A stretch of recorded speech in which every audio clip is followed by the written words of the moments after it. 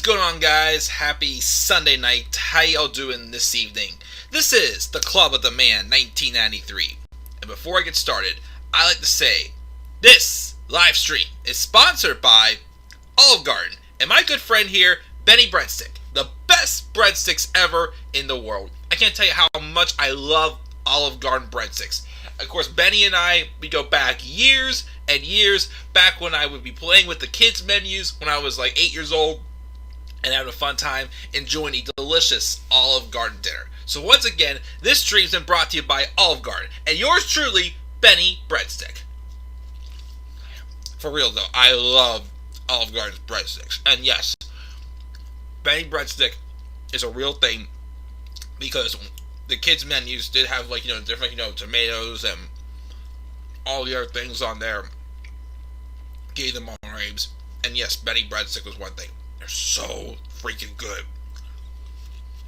But anyways, thanks to our sponsors. Let's talk about the topic today. So guys, this is going to be a brief special live stream. As I'm sure most of you are waiting to hear my thoughts on what happened this week, this past Thursday, April 15th, 2015. It's now kind of a historic day now for WWE, as it was the second year in a row on April 15th that the WWE has done a little, not as bad as last year, but has done a little bit of house cleaning, some spring clean, budget cuts as results of what happened, as they released 10 different superstars, all main roster. Well, one was still more so considered NXT, but was supposed to be on the main roster if it wasn't for an injury that happened this past November. Some of them I wasn't surprised. A few of them, though, I was very surprised. Which is how we're going to talk about each of these superstars in the order of like which ones didn't surprise me and which ones did. Especially the last one, which is obvious who it is because he is involved in the titles along with another one that I was somewhat surprised, but more so disappointed about that one. But let's roll. Let's talk about this. First, check the live chat. See what we got here tonight. We just got Mark. What's up, Mark? This is completely stupid. You release all of these superstars, but you won't release Velveteen Dream, who everyone's been asking for you to release. That I agree with. I am very surprised Velveteen Dream was not one of them. I am also surprised that Aleister Black was not released. That gives me an inkling he might be coming back. I mean, I've heard rumors he dealing with some minor injuries, so he may be coming back, but with how quickly WWE derailed him last, August and September when they turned him heel and just completely just pulled the rug out underneath him just like that, I'm very surprised they kept him. I thought he would have gone as well. Who knows? He could go this week, from all I know. Last year they had April 15th, and then 2 weeks later, I think they released both Curtis Axel and Cain Velasquez. So who knows? He also says, how in the hell is Alicia Fox still on the roster? I thought she had been released. What? She's still on the roster? Last I knew, she was in the alumni section. Let me double check. I thought she'd been gone for ages, because they did bring her back for the Rumble as a surprise appearance. Let me see here. Alumni.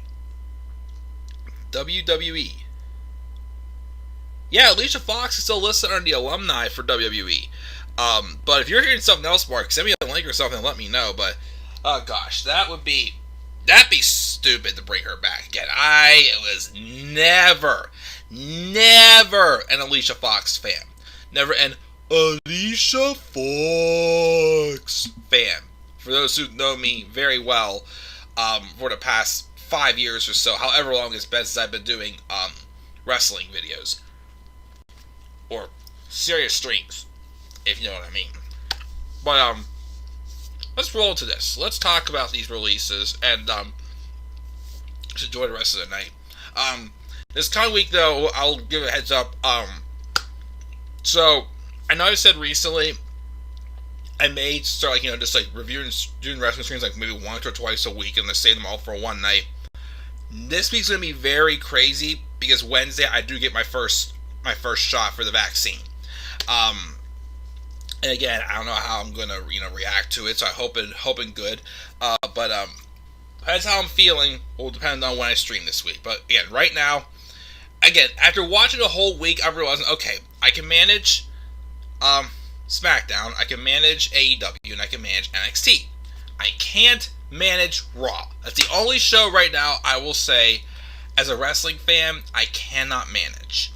So we'll see what happens this week.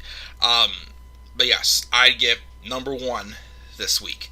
And 3 weeks after that, number 2. So we'll see how that goes. We see here. And apparently she was backstage at WrestleMania in full ring gear. Oh, dear Lord, no. No. Please don't tell me to bring her back. But, to avoid more pain, let's talk about, not going to be completely avoiding pain, because some of these superstars, sad to see them go, but it's the best for them. The first couple, and the first half, are ones I'd say that I'm not surprised. I didn't expect these guys to stay around. Start with this one. Bo Dallas. I'm actually surprised Bo Dallas was not a part of last year's clean out. Especially after they released Curtis Axel, his most of the time tag team partner. As he was partners with Axel during the Social Outcasts. How on earth did I remember the Social Outcasts? I forgot that stable exists, but I don't know how I remember that right now. Social Outcasts, the Miz Taraj, the B Team, and, most of the time they were always together. Even though they were just a jobbing squad.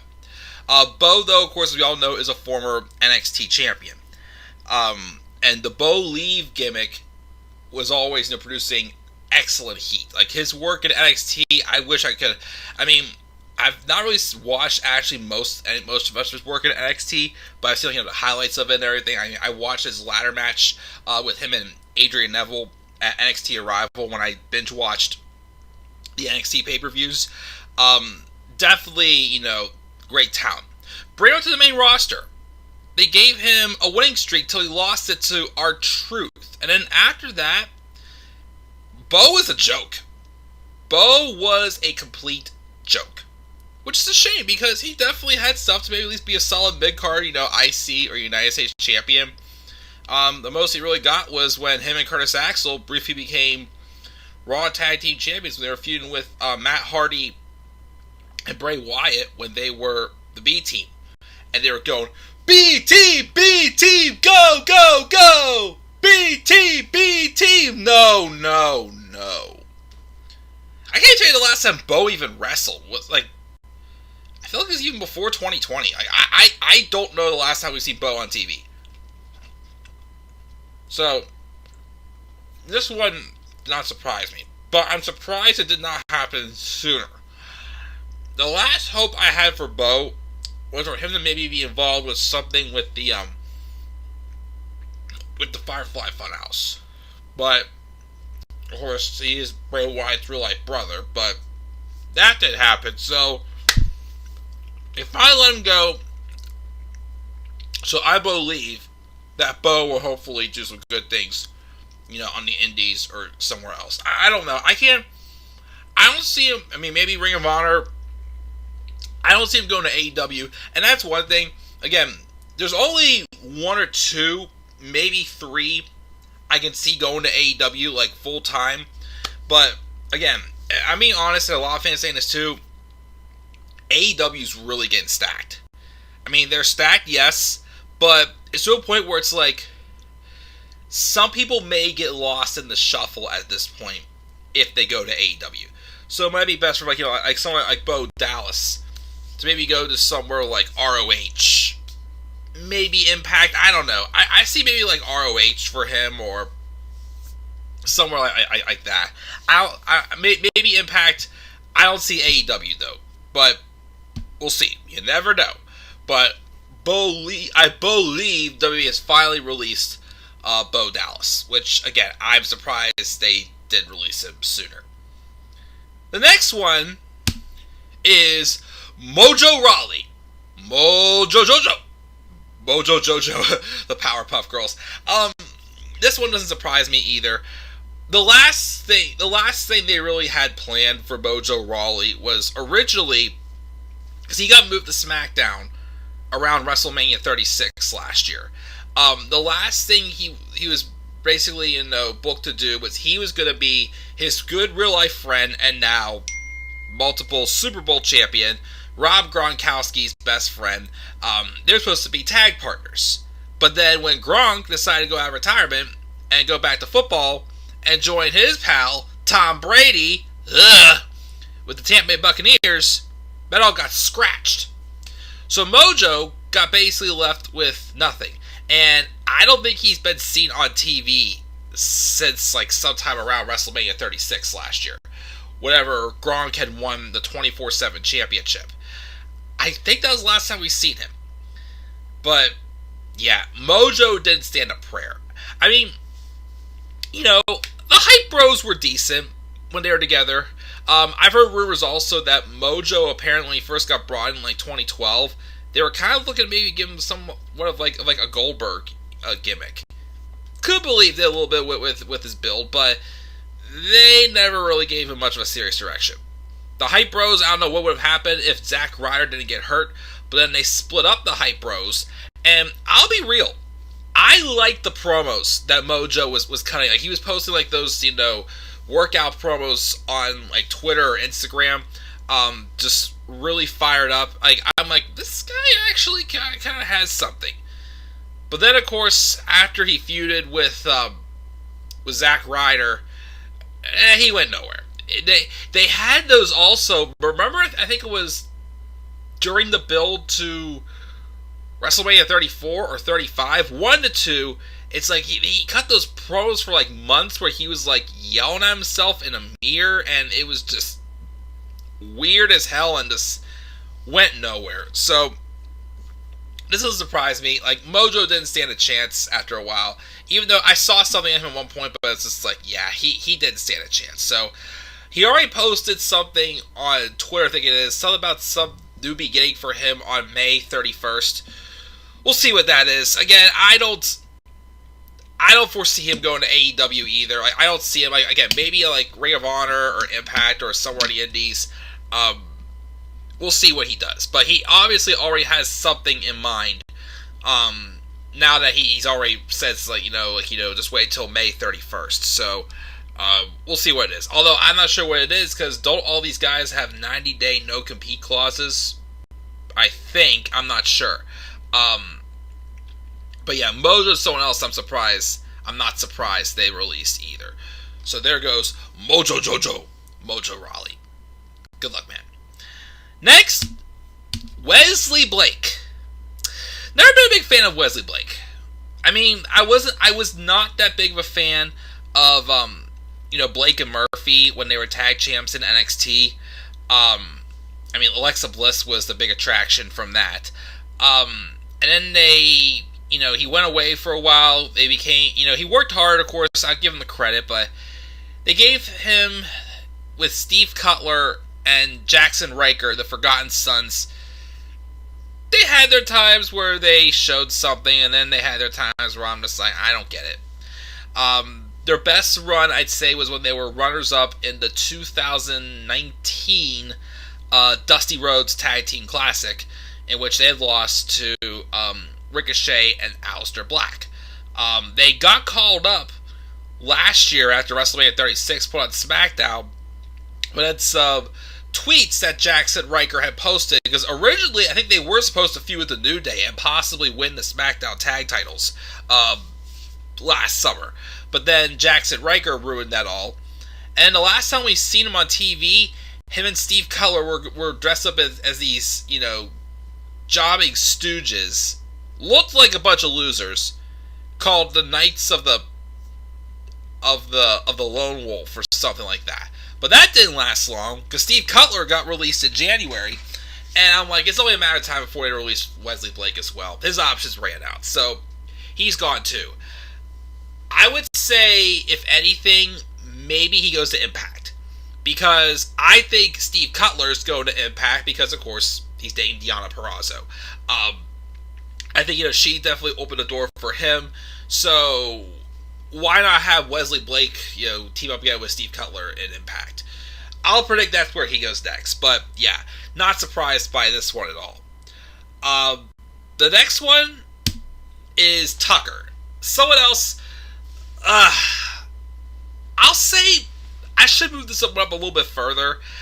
I'm not surprised, but this one also just disappoints me, because I still don't get why they had to break up Heavy Machinery. Up until then, Heavy Machinery was actually pretty decent. They had the momentum that they could have been believable tag team champions and done some good things as a tag team. I don't know what happened. I think they just got, with how natural the low card story of Otis and Mandy Rose happened, I think they definitely started to focus a little bit more too much on Otis as a single star. And again, I love Otis, but even though he was, getting over, getting a lot of momentum around WrestleMania 36, I still don't think he was ready to be a believable Money in the Bank holder. They should have. They could have put him in the match, but they should have still, focused on having him and Tucker, win the tag titles. They should have won the tag titles. Oh my goodness, they were rolling pretty good. Again, out of that, all the batches of those call-ups at the end of 2019 end of 2018 into 2019, Heavy Machinery, I felt like, had the most consistent momentum out of all of them, at least. No, Lacey Evans does not count because she's been booked bad, and even though that they overpush her, I still consider Heavy Machinery probably the most well booked. But then you had him turn on Otis at Hell in a Cell, and then immediately come out like the next episode of Raw or the following week on Raw, comes out in the worst possible outfit, just obviously labeling himself Jobber, and that was it. That was it for Tucker. So, them getting rid of him, I'm not surprised, but we'll see. Right now, I'm not really, booming, singles potential for Tucker. We'll see what he does. I don't see him, going to some big standout promotion like AEW, maybe Impact or ROH or somewhere on the Indies. I don't know. We'll see what Tucker does, though.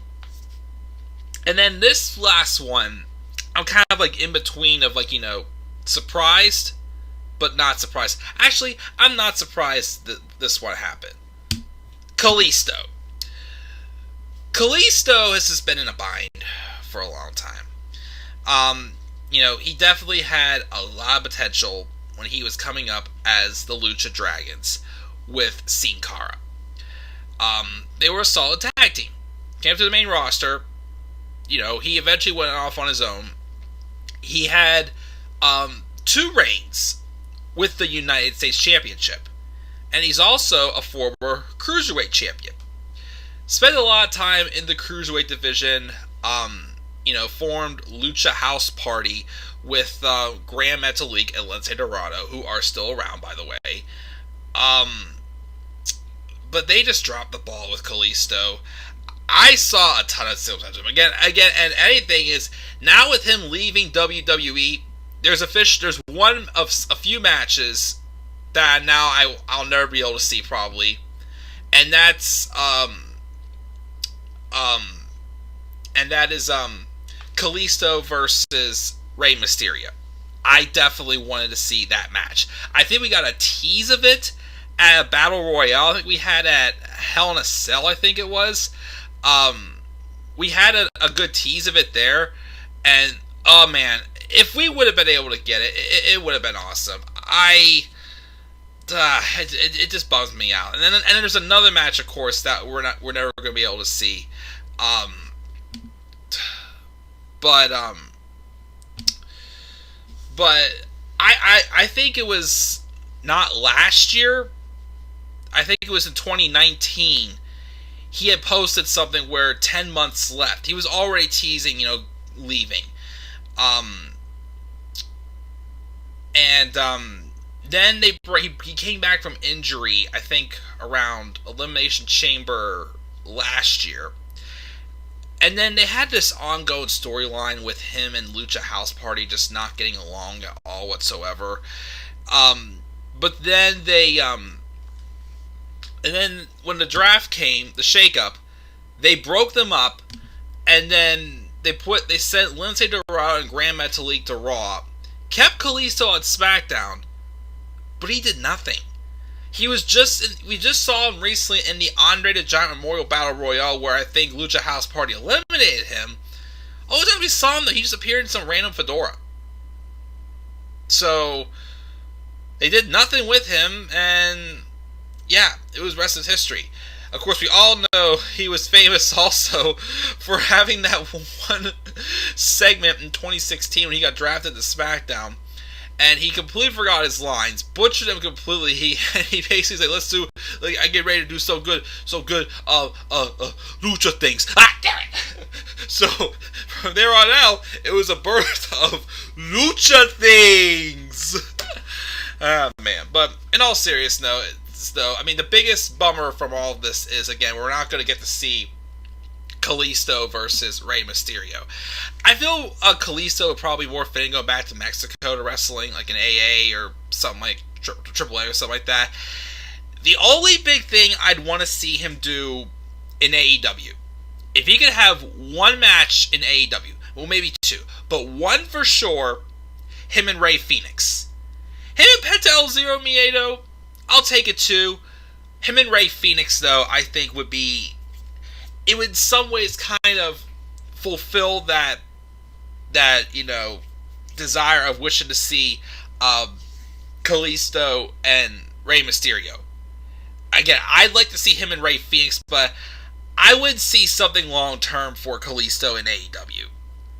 So that's why I feel like he'd go better with AAA, or I don't think Lucha Underground's a thing anymore, or I don't know, like something in Mexico. Basically follow Andrade, whatever he's going to do next. But we'll see.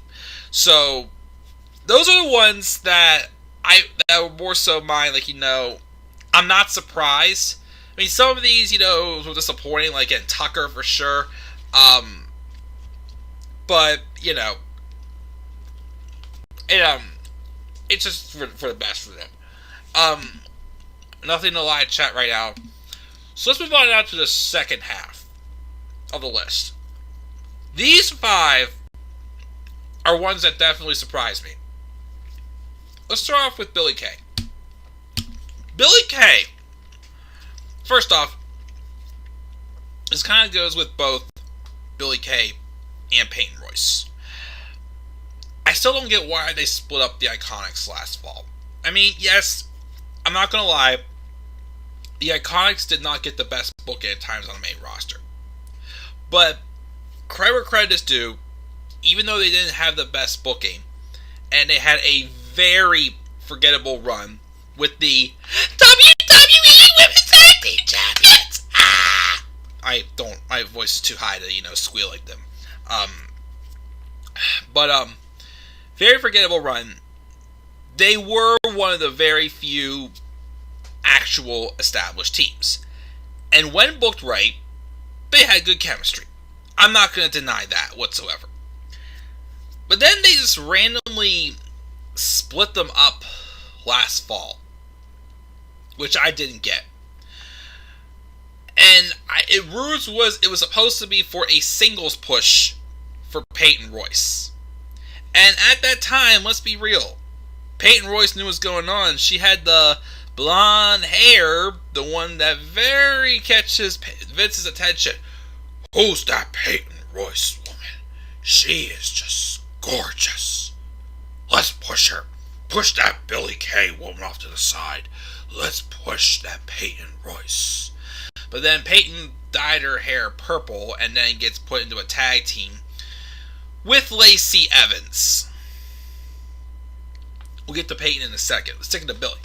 Billy went off the SmackDown, and yeah, she wasn't really, knocking it out of the park, but a lot of people were digging her resume gimmick. Like, she's walking around looking for work. People with a resume. Thought that she actually had something going there. Trying to find a tag team partner. Well, she finally gets one with Carmella.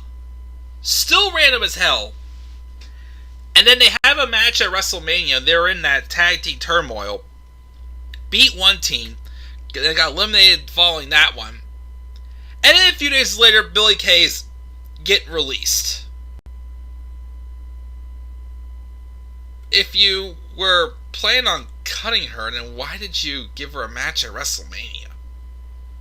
And actually, I don't know, gave them a little bit of a push. I don't know. I don't know. I just find it weird that they actually would. Because I think out of all of these, this is the only one that actually had a WrestleMania match. So, why would you give her a full speed ahead momentum, give her a WrestleMania moment, and then just cut ties with her later? That was a little bit odd. So that one surprised me. Peyton Royce. Like I said before, Peyton Royce was supposed to get a singles push when they split up the Iconics last fall. And I was digging it. The few times that where Peyton did wrestle by herself, she looked good. She definitely... I always thought she had more potential than Billie. Here's the other thing to note about Peyton Royce. She had just recently cut this really great promo on Raw Talk about how she's been overlooked and how she deserves opportunity. And she's basically like, just give me Asuka, or if not, just let me go, or something like that. Well, she was given Asuka the night. I think her last match was that match she had with Asuka when Rhea Ripley made her main roster debut. So that was but yeah, so I kind of find it strange that she got released after cutting that promo, but that was a promo I think that definitely got a lot of people's attention. And then she gets released. Again, why they split the Iconics again, I still can't tell you why to this day. But once she dyed her hair purple, she got thrown into a tag team with Lacey Evans. And I don't think Peyton Royce or Cassie Arnelli, because I think she's married to Sean Spears and his real name is Ronnie Arnelli. Cassie Arnelli, whatever her real life name is, I don't think she even liked that tag team. And I don't blame her. But I am surprised, though, they did cut ties with them. There are definitely people I thought would at least stick around. I thought maybe they'd release Nikki Cross. Lana I was hoping for, but I thought Nikki Cross would be one of them, because she's nowhere to be found. Just nowhere. She's not doing anything. Not even having a TV. I think the last time Nikki had a match was against Alexa Bliss earlier this year. And that's been it. Plus, too, she also has a very bland, rock out theme song, and I don't know. But I think if I would like to see both Billie and Peyton stick together. Go to AEW. Peyton's husband, Sean Spears, is in AEW. I don't think they want to get a female duo at all, part of the Pinnacle. Be a nice addition. So we'll see. That's where I see her probably going, is to AEW, and just being able to be on the same schedule as her husband. Billie can join her too. Keep them together. If not, if they don't go to AEW, I don't know. I don't know where else I can really see them going. Give me your thoughts on that one. The next one, Chelsea Green. Kind of surprised on this one. I am kind of surprised. And somewhat not. Chelsea Green's had a weird career in WWE so far. She debuted finally as part of the Robert Stone brand, when Robert Stone was with Chelsea Green. That's probably the only time I ever liked Robert Stone. Ever since then, I've absolutely despised Robert Stone. Because he is being booked like a stinking joke. And annoys the crap out of me. But Chelsea, had something going for her. And then she suffered an injury on NXT, I think it was. And then at the same time, they just abruptly split her up from the Robert Stone brand. And we didn't see her again until she appeared on an episode of SmackDown last November. And she was in a Fatal 4-Way qualifying match for Team SmackDown for the women. And I think the original plan was for Chelsea to win that match. But then she suffered an arm injury. I think she broke her wrist or something in that match. She got injured in that match, which prompted them to change it to Liv Morgan. And with how much time it's been, I was thinking just a week ago, maybe Chelsea Green could be brought back, and she could be maybe Bianca Belair's first feud post Sasha Banks or something like that. Because I thought she was going to be going to SmackDown. Then they released her. So I'm like, shocker. I know they didn't really do much with her. Probably was her injuries that put her out of action, which is a shame. But I definitely saw a lot of potential for Chelsea. As far as where I think she's going, this one is very obvious to me. Who is Chelsea Green best friends with? Someone who, thanks to my good friend Joe Miller, was nice enough to send me autographed photos for my birthday last fall. Yep. Deonna. She is best friends with Deonna Purrazzo. And Deonna is killing it in Impact as the Knockouts champion. I think she does have a tag team partner right now, though. But you really think I will be shocked if Chelsea does not go to Impact to be with Deonna. Because if Deonna stayed in WWE, even though like from her interviews, it doesn't sound like they really had much of a plan for her. It's not like they didn't really get what her character was, being the virtuosa. But I think if Deonna would have stayed in NXT, I could have seen her and Chelsea being the Robert Stone brand.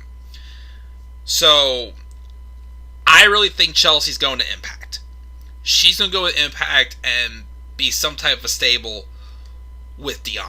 I don't know if they'll keep like Kimberly or whatever her name is still as a tag team partner as well, or if they're going to make like a 3-woman stable or something. I don't know, but I am not going to be shocked, and I'm going to expect Chelsea Green to go to Impact and she can team with Deonna. So that's what I'm thinking. Again, I'm still surprised WWE already let her go. I thought that she would probably get some time with a push on SmackDown, but I guess not. So Chelsea's gone as well. This next one is definitely a little bit of a heartbreaker, and a little bit of a bummer, and disappointing. Also, because I thought, if anything, I thought she would at least stay and have a backstage role. Kind of like how I thought Big Show would do, but nope, he got up and went to AEW. Mickie James. Mickie James came back in 2016 when she wrestled Asuka at NXT TakeOver Toronto. I will say that was probably by far her best match since she returned to the ring in WWE. Because she got called up to the main roster. She got brought back to the main roster. Was instantly put with Alexa Bliss, which was a good idea, by the way. But then they abruptly pulled the plug on that one and turned Mickie face. And for a while, she was just plucked to obscurity. And after a while, I'm thinking, why did they even bring her back if they aren't even going to do anything with her? And it's not like she was injured. She was on main event a lot. I remember I went to a Raw in July of 2017. And she had a match on main event with Emma. And it was a good match. It was a really good match. And then they finally started taking her seriously. She feuded with Alexa Bliss, I think in that fall, and had a match at TLC, which I was hoping would have been a ladder match. It wasn't. And then around the beginning of 2018, they put her and Alexa back together again. Just for the hell of it. And I'm like, okay, and then they had her and Alexa doing a thing together. And then Alexa got injured, Mickie got injured. It was just, it's been weird. Like, Mickey's worked her butt off. Like, Mickie James. It's Mickie stinking James. A freaking legend. A Hall of Famer. And you booked her so crappy since being brought back. And didn't even, if anything, she should have at least had one women's title win coming back. She should have. No doubt about it. And then you just obstruct her to nothing. She had a couple, I think the last time she wrestled was when she briefly feuded with Asuka back in the fall. And she got injured again, and then I think she was supposed to be, she was actually at WrestleMania, I think, or NXT TakeOver, Stand and Deliver, in a special guest commentator role. And I thought, okay, if anything, Mickie will probably at least, be some type of like a backstage personnel or something like that. Nope. She got the boot. Which was disappointing.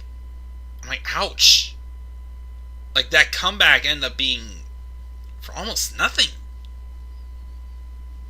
I'm just, I feel bad for Mickie. She's talented. She's, she can talk. She can still wrestle. But they basically just wasted her return. Like, I unfortunately disappointed by her return. And it's not her fault. She just was given nothing to work with. If that's the case, then why even bring her back in the first place? So, this one was sad, but, same time, it wasn't the biggest one to me. Here's the one that was the biggest surprise. The first one that I heard when the releases first started coming out, and I was shocked and very disappointed in WWE about this one. Samoa Joe. Samoa Joe.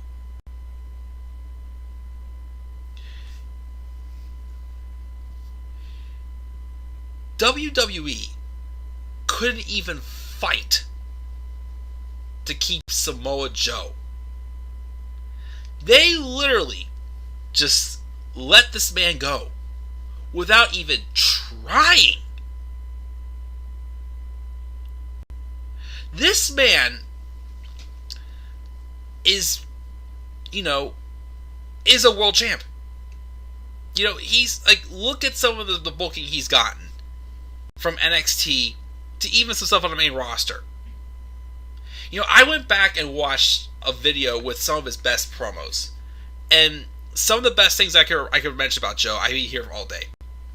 But I like this promo of him explaining why he turned on Finn Balor when he first turned heel in NXT in 2015.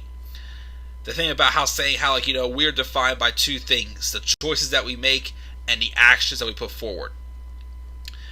I still love the build also to his matches with Shinsuke Nakamura. Especially the second one, when he basically went on a tear, taking out Nakamura for 6 to 12 weeks, and saying everybody else is going to suffer until I get what I want. So Regal! Which I always love when he said, Regal!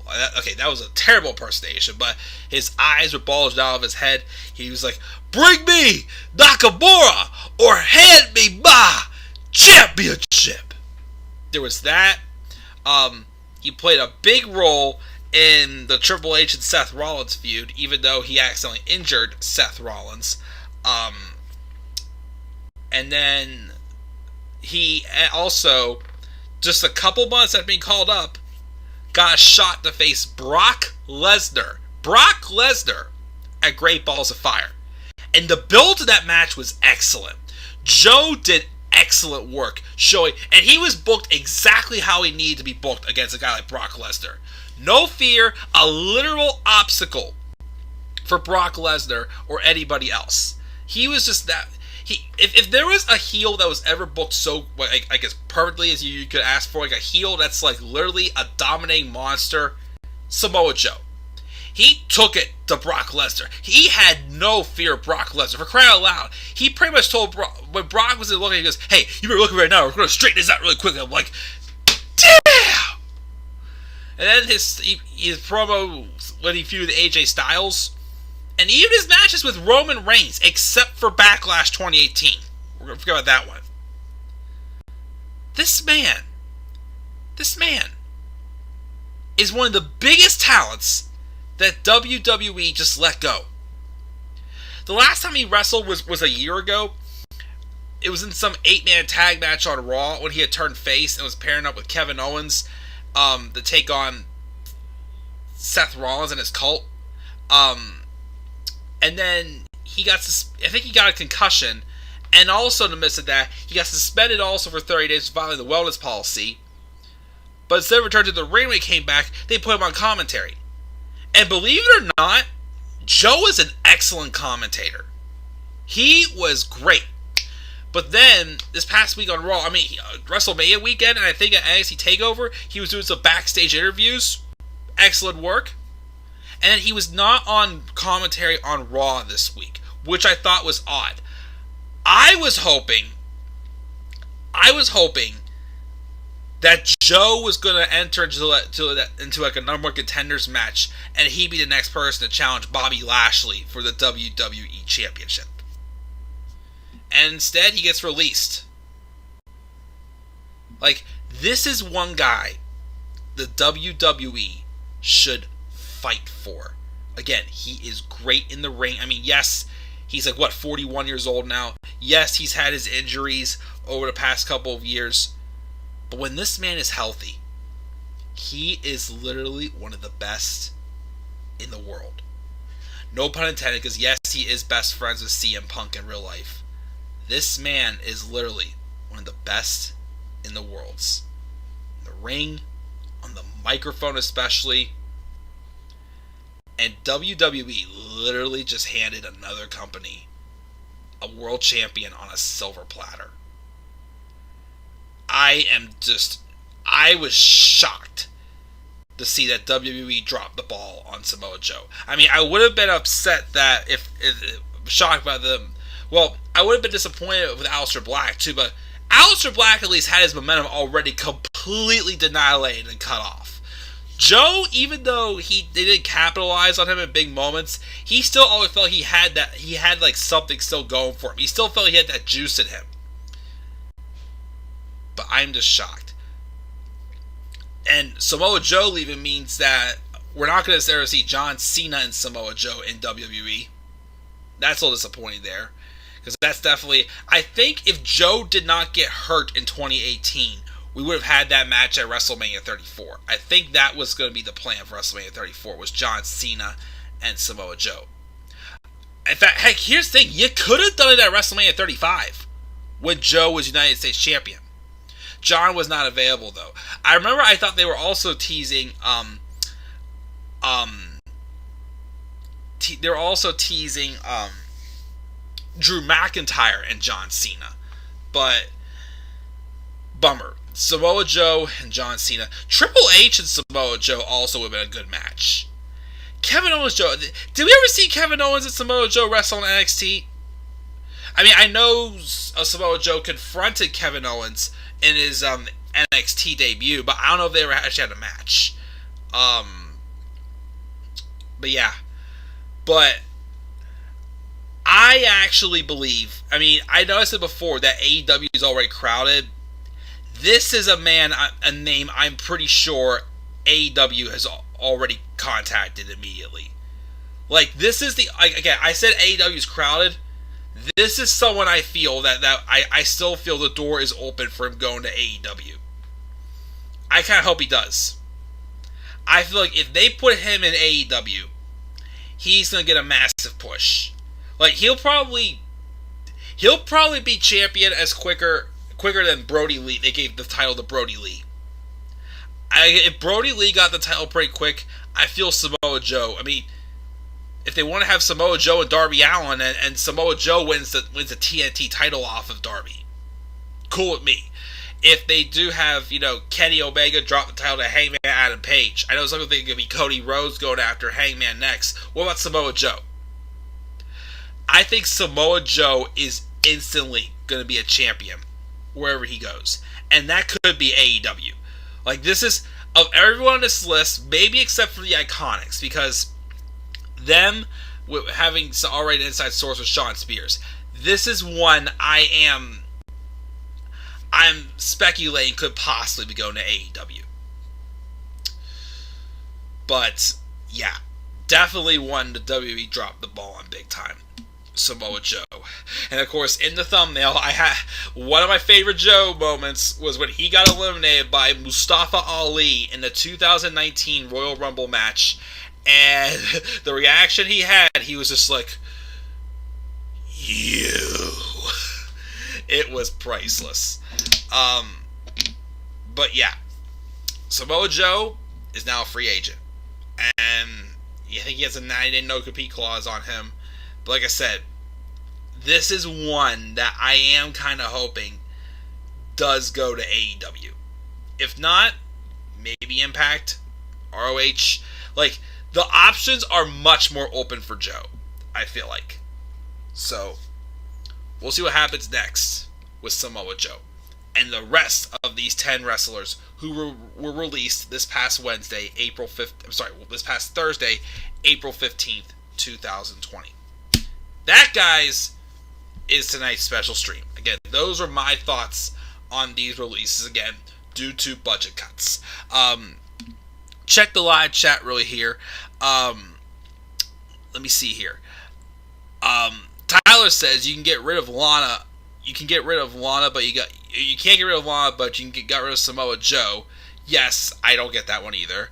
He's watching Steve Austin's A&E show. Nice. We'll never know why Lana's still here. He was also pissed that he got rid of Joe. Joe should have beaten Brock Lesnar at Great Balls of Fire. I would have loved that. Yes. Joe and AJ should have been the main event of SummerSlam 2018. Would have loved to have seen that. And I think that's also where, again, as much as I love AJ Styles, and I was fine with what they did with Daniel Bryan winning the title off of Styles, I feel like that should have been Miz. If not Miz, Joe should have been the one to dethrone AJ. I definitely think, Joe has done some of the best work on the main roster. He should have probably dethroned AJ for sure there. Top 10 superstars who should get released, maybe. And the Samoa Joe, Mickie James, Peyton Royce, and Billy Kay release was completely stupid, Mark said. I can agree. For most of those, of course. But yeah, guys, I just want to come up here, do that special stream, give you my thoughts on the releases this week of, again, the people who were released: Bo Dallas, Mojo Rawley, Tucker. I know I'm going to forget names here. Kalisto, Chelsea Green, Billy Kay, Peyton Royce, Mickie James, Samoa Joe, and I'm missing one more. I can't remember off the top of my head who it was. It was number 3. I'm going to cheat here. Who was number 3? Wesley Blake. That's who it was. Hey, he's a forgotten son. That's why I forgot who he was. So cut me a break there. I forgot the forgotten son. Alright, guys.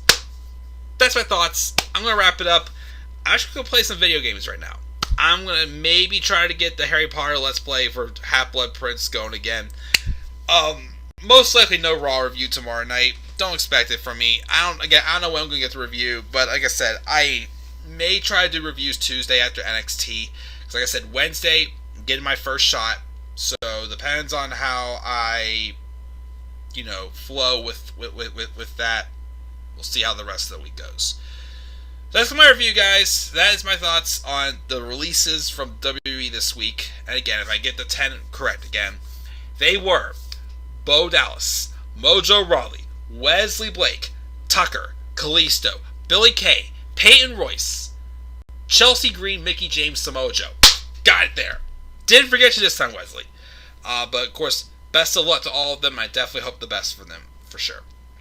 So again, guys, make sure to leave your thoughts down in the comment section below.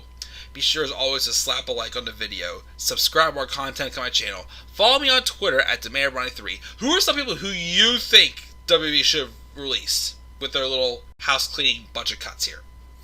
Let me know in the comment section below. Have a great night, guys. Have a good start to your week. I'll see you all later. Peace out, everybody.